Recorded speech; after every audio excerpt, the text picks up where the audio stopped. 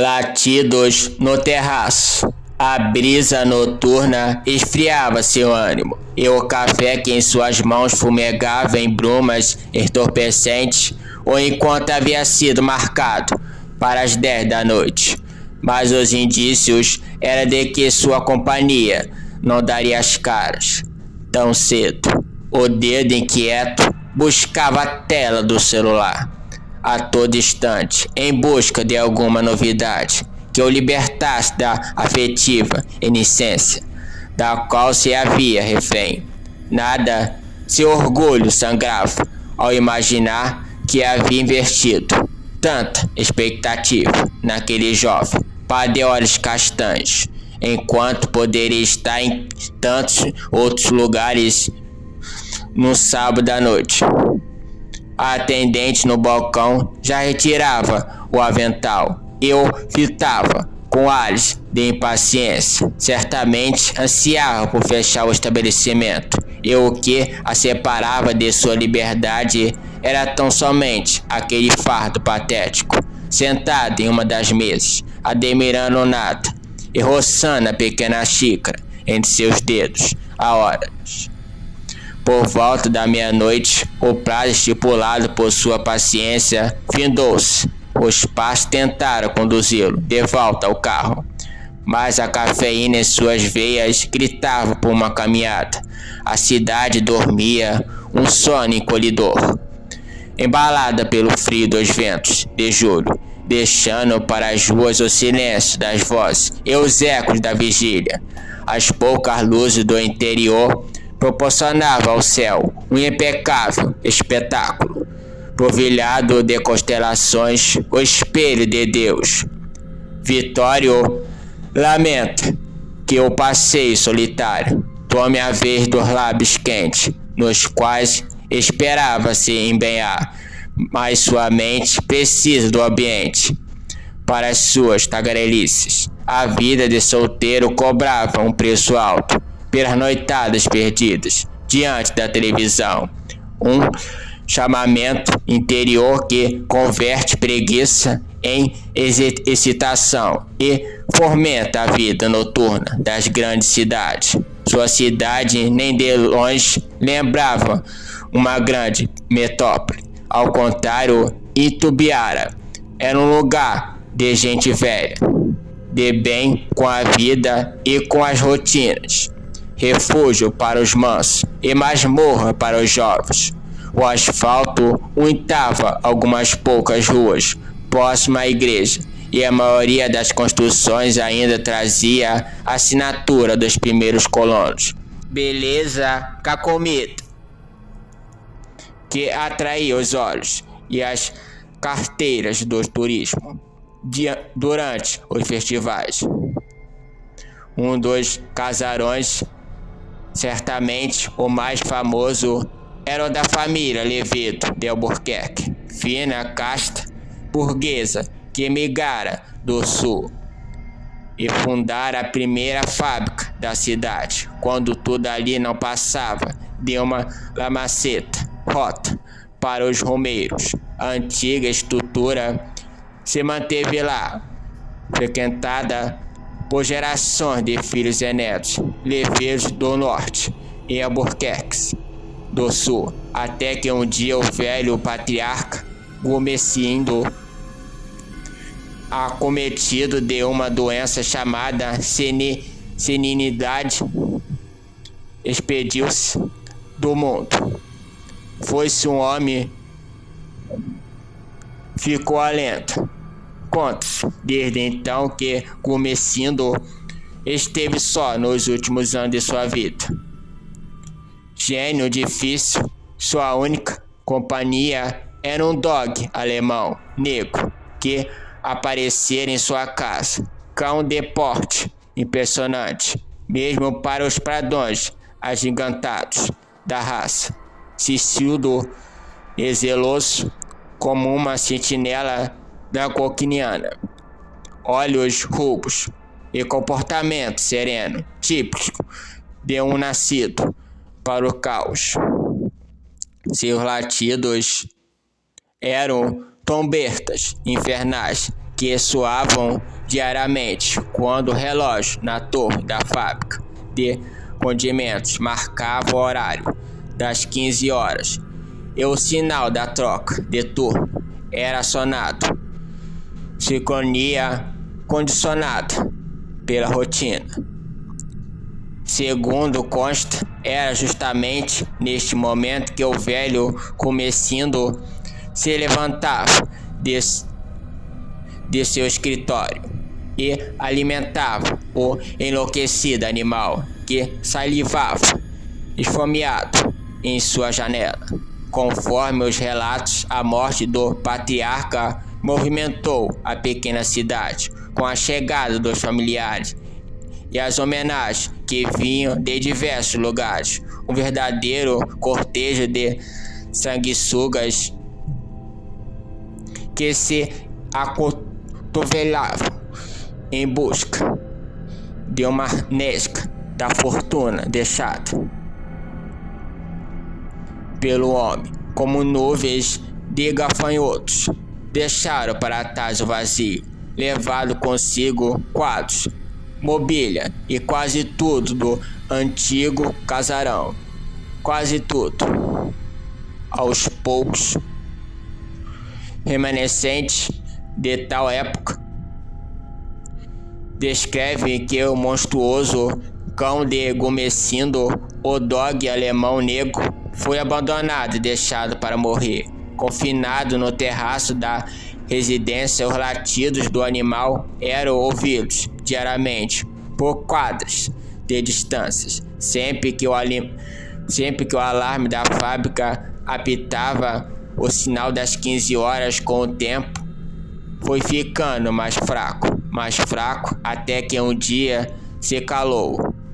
Contudo, há quem jure poder ouvi-lo ainda hoje, em noites em que nem os gritos se clamam, nem as corujas cocitam, ressoado pelos quarteirões, exatamente no momento em que o velho relógio da fábrica aponta para as 3 da madrugada. Vitório nunca se abalou com as tais quem disse, nem deu asas ao imaginário que, populada nas rodas de conversa das cidades interiorana, até que naquela noite avistou luz acesa no antigo casarão. Estancou diante da janela que ficava no alto da residência, intrigado com a possibilidade de alguém estar habitando um espaço que há tanto tempo esteve entregue ao abandono. O mato havia crescido e tomado as laterais da casa como um emaranhado de trepadeiras que subia pelas paredes e se retorciam pelo telhado, já condenado pelo tempo e pela umidade. Os portões permaneciam lacrados e não havia sinal de que alguém pudesse ter entrado ali, ao menos não de forma consentida. Aproximando-se, mas sentiu um estranho calafrio escalando suas costas. Encontrado os cabelos eriçados na nuca, percebeu que a paca luz vinha de um único cômodo, exatamente onde antes ficava o escritório do velho Comecindo. Levou as mãos até as grades do portão e sentiu o gelo no aço espalhando-se por suas falácias. Não havia planejado terminar ali sua caminhada, mas agora queria dar sentido aos fatos e encontrar respostas para a luz estar brilhando onde sequer deveria haver energia elétrica. Avançou 2 pés para um apoio em meio às ranhuras do portão e preparou-se para tomar impulso. Foi quando ouviu com nitidez mórbida, tal como o roçar das cordas soltas de um contrabaixo, o urro feroz avançando em sua direção, um espectro demoníaco imenso nas sombras se jogou contra seu corpo suspenso, arremessando de costa na jacenta. Algo insólito, impossível de se descrever. Vitório se pôs de pé num sobressalto e, sem olhar para trás, correu em disparada. Na velocidade de suas pernas trêmulas eram capazes de empreender, sumiu pela estrada por onde veio até estar de volta em segurança de seu carro. Os lençóis e a concha de lã traçava agora acolhiam um sono há muito adiado. O calor, aos poucos, se espalhava de volta por seus membros, e uma sensação de ventre materno o conduzia para o mundo além da matéria. Inspirava com profundidade de quem transita pelas fronteiras da consciência e apertava o rosto contra o aconchegante travesseiro de perna de ganso, talvez pelo tropor que se imantava os seus sentidos. Percebeu com lentidão rastejante os sons que vinham até sua janela, sons que ganhavam tons na medida em que seus olhos se abriam de volta para o mundo, sons de um timbre animalesco, insofiável. Pulou da cama com o peito rufando, quando percebeu que se tratava de latidos diferentes, aterradores, rugidos de um leão descontrolado. Tanteou o escuro até alcançar o interruptor. Teve medo de espiar pelo vidro e enfrentar o chamado sobrenatural que vinha da rua. Sentou-se de volta na cama, balbuciando para si mesmo: não é possível, não é possível. É só uma história de gente velha e que não tem o que fazer.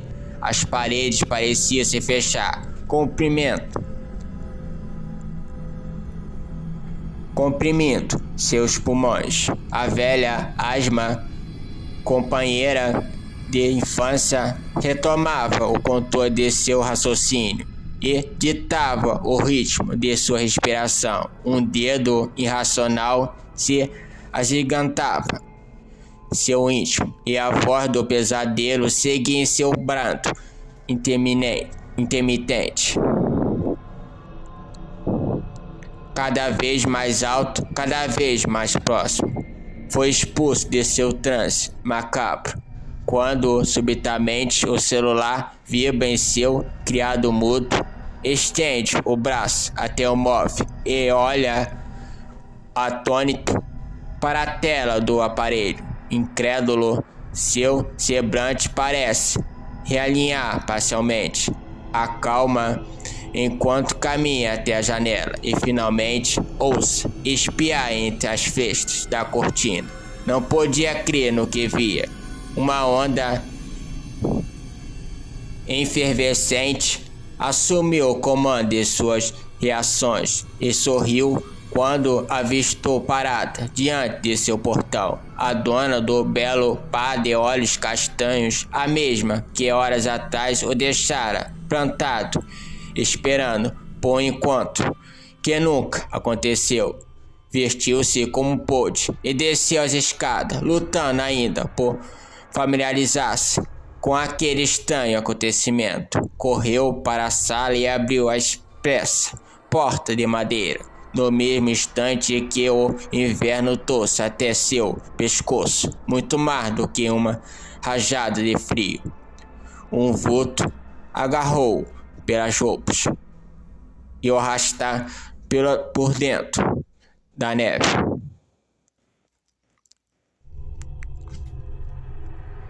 que envolvia os arredores sequer teve tempo para gritar. Nenhum rastro jamais foi encontrado de seu paradeiro.